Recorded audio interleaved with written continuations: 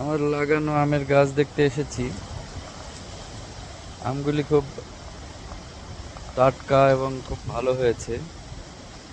আশা করি আর অল্প কিছু দিনের মধ্যেই আমগুলি পাড়া যাবে। দেখতে দারুণ লাগছে। আলহামদুলিল্লাহ, আমগুলি দেখতে অনেক সুন্দরও হয়েছে।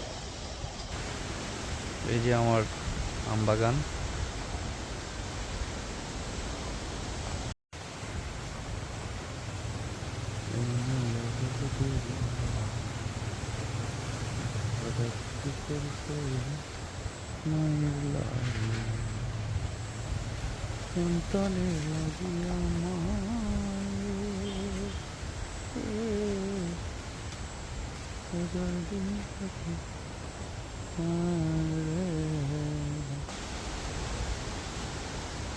এই গাছটি সবেদা গাছ।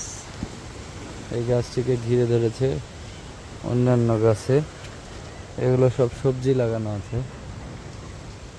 এই যে বেগুন গাছ লাগিয়েছি, বেগুনের গাছ, পেঁপে গাছ বড় হচ্ছে। চারিদিকে জঙ্গল, জঙ্গলের মধ্যে আম গাছ, কলা গাছ, পেঁপে গাছ, বেগুন গাছ, পেয়ারা গাছ, তারপর লাগিয়েছি আপনার লেবু গাছ। এই লেবু গাছ বড় হচ্ছে। ওই যে দূরে দেখা যাচ্ছে লেমন গাছ। এই যে আম গাছগুলি দেখতে পাচ্ছেন, এগুলো আমার নিজ হাতে তৈরি। এখানে একটা বড়ই গাছ হয়েছে, মাশাআল্লাহ অনেক সুন্দর বড়ই গাছ।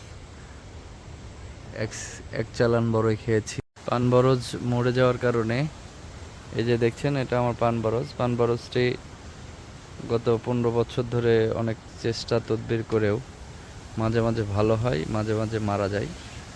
এই কারণে পান বরজের মধ্যে কাঁঠাল গাছ, এই বরের মধ্যে, পান বরজের মধ্যে বিভিন্ন ধরনের বিদেশি আমের গাছ লাগিয়েছি। এবং এই গাছগুলিতে কয়েকবার মুকুলও এসেছে।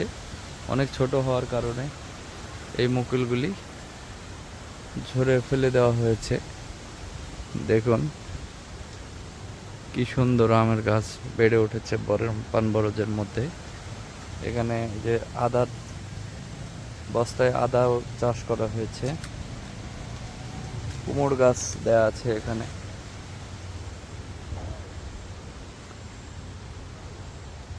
অনেক সুন্দর একটা আম বাগান, বিভিন্ন ফলের বাগান করা যায় কিনা সেজন্য আর কি এই পান বরজের মধ্যে সমন্বিত গাছ চাষ পদ্ধতি শুরু করেছি। আশা করি আপনাদের ভালো লাগবে।